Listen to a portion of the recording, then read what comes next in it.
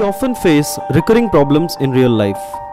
Natural disasters like floods or earthquakes over which we have no control in prevention. What is possible, however, is mitigating the loss to life and property by taking preventive measures like having the right equipment and trained volunteers that can jump into action before professional help can come. The Creya Ignited Minds Challenge 2012 challenged the school teams to be part of a special force unit whose mandate was twofold.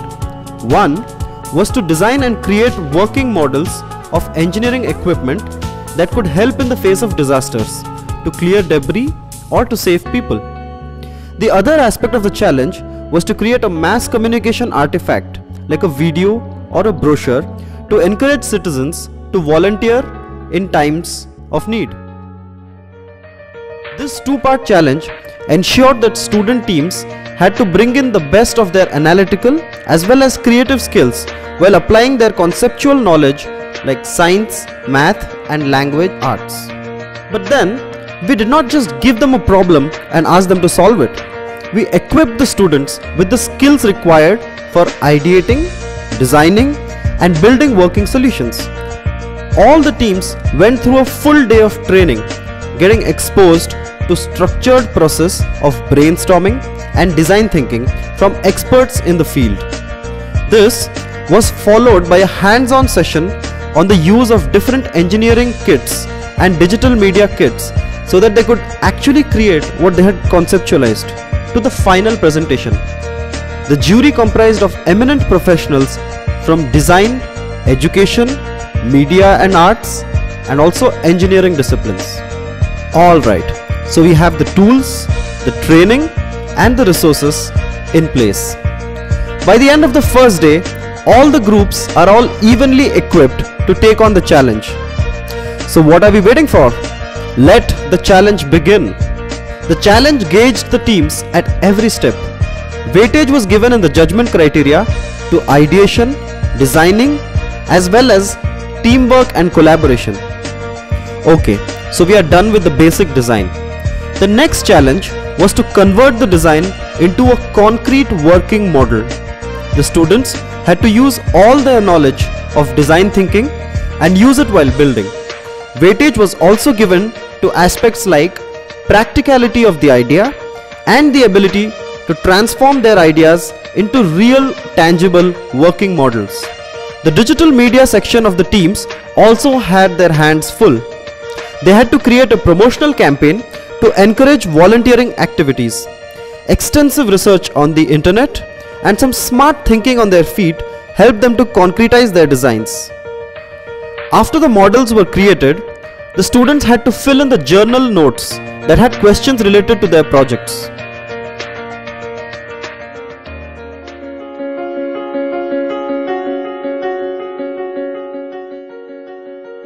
Now let's come to the design that the Glendale Academy came up with.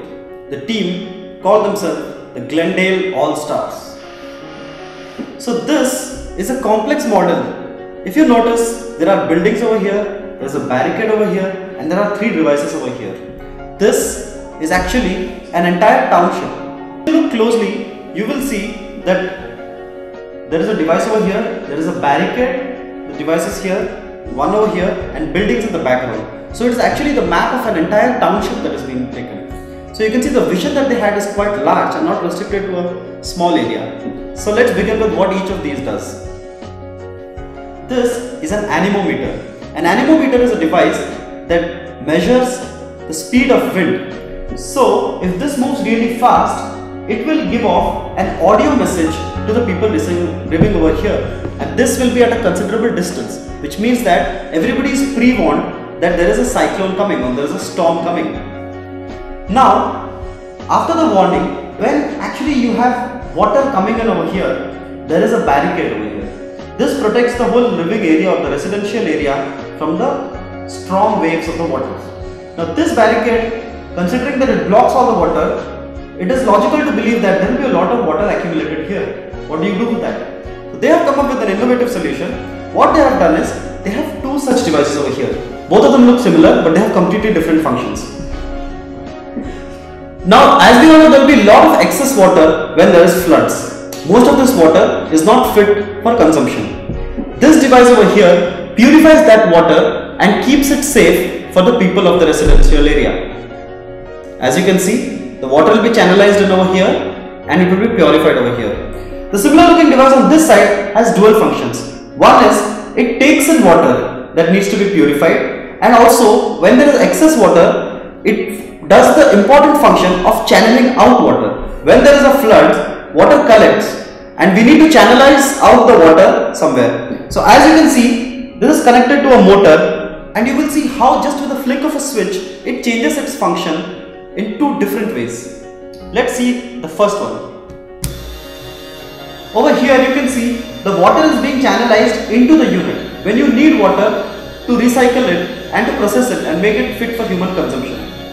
But just with the flick of a switch, it plays the complete opposite role. It channelizes all the water outside so that the excess water is sent away from the residential area. Since the barricade has blocked out all water, most likely there will be no water inside. But what about the worst case scenario? While you are planning for a disaster, you need to be prepared for the worst case, and that's what the Glendale Academy has done. So if the barricade is not able to hold enough water and water does come in through, they have their plan set. So what is this? This is an underground bunker which has all the emergency supplies that are needed in a disaster situation. So this has food, it has blankets, it has relief, it has medicines and all the other things. So how does this work? This can float on water. So if there is flooding, this automatically rises to the level of the water. Now when it's floating on water, you will see that there are propellers over here. So this propels the device when it's in water, and this helps it to navigate.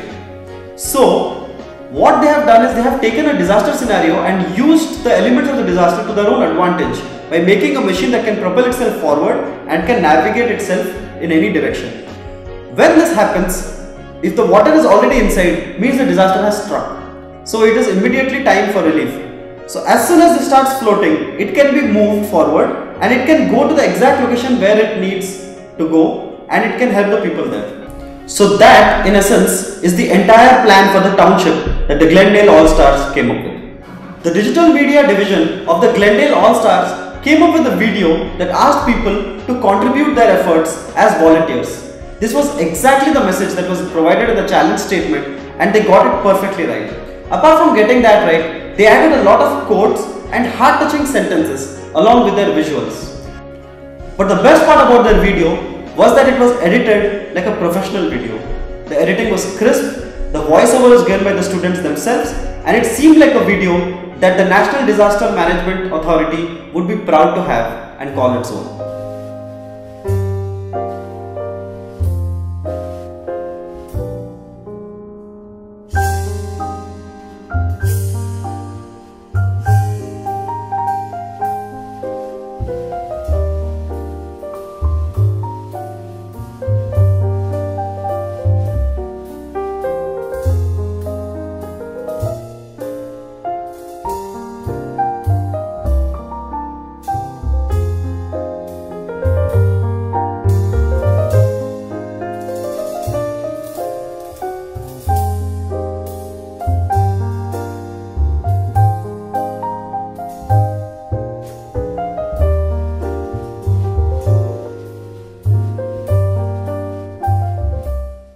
Now, as the people who have to decide who is going to be the ultimate whole mind champion, there were a few things we had to keep in mind. Firstly, we had clearly chalked out the process that they need to follow.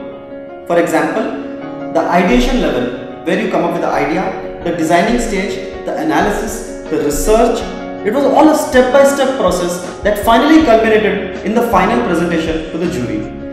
Now the team from Glendale stuck to those guidelines and they did it very professionally. For example, let me show you the design. So they had drawn out the whole map of the place in this design, and no other team had done that. Also, while most teams came up with either a warning system or something that works post-disaster, none of them had a comprehensive package of what to do. Now, what the Glendale All-Stars did is, they have something to warn you, they also have something to curtail it while it happens, they also have something that happens post-disaster.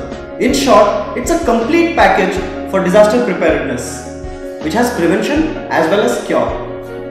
Now lastly, and the most important bit is that at Creya, we give a lot of importance to real world connections.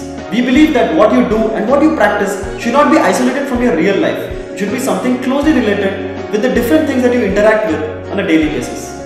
If you look at this model, the vision that they had is quite large. They are not talking about one area that is affected. They are not talking about a building from which they are trying to evacuate people. They are talking about how to protect an entire township from the disaster. This sort of a vision is what we look for when we look for future innovators of our country. At Creya, we had no option but to declare Glendale All-Stars as the champions of the Creya Ignited Minds 2012. Congratulations Glendale All-Stars, you truly deserve the prize. It was a pleasure having you here. We learned a lot of things from you and I'm sure the other schools did as well. And we hope to see you next year at the Creya Ignited Challenge 2013. See you there.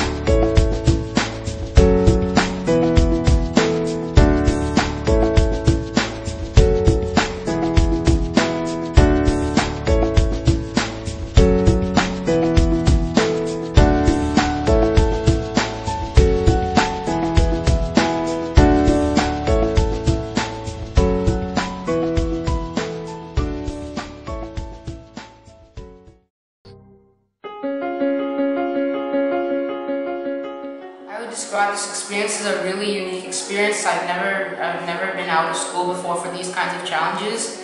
It's certainly funny. We learned about many types of engineering works and parts, and it was a very unique experience.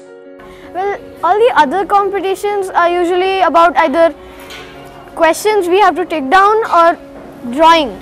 Like this is a mix of both. This is a mix of creativity and studies. So definitely it's better than the others. These 2 days were very exciting for me. So learning new things. Creya experience has been very good for me because actually I'm all into arts and painting and all. So suddenly my sir called me and I'm like, he's like science. I'm like, what science? I'm not good at science and all. So he's like, no, it's creative science. So I got a bit excited. Most thing I liked was the way they explained us all the things, and they like different types, like computers, you do everything practical. I wish we could do that with all our subjects.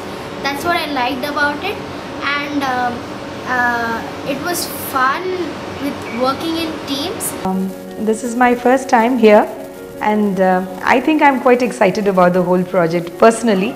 I think it's freedom that is being given to the children to apply themselves, and this is the best time you can pick up their skills and creativity at its best before they are put into preconceived boxes. So if today's children are going to get this opportunity, nothing like it. This kind of study is what we all students will want. This kind of institution we need, the students need. That huge gap between what you are learning, the set of things that you learn, come out, and then you're out into the open where you're facing a real world situation, and you feel that you're unequipped to handle a problem. So if that gap is being bridged by this program, which I think it is, it's a very positive step. The one thing I would underline is the importance being given to integrating a lot of different skills together, which is not available in the typical programs that we see outside. So whether it is communication, whether it is divergent thinking, whether it is science and math, or any other intelligence that we talk about, I think Creya is a wonderful platform which is allowing us to integrate all skills together and presenting it as a single platform where everything is going to develop together, which is, I think, the best USP of your program.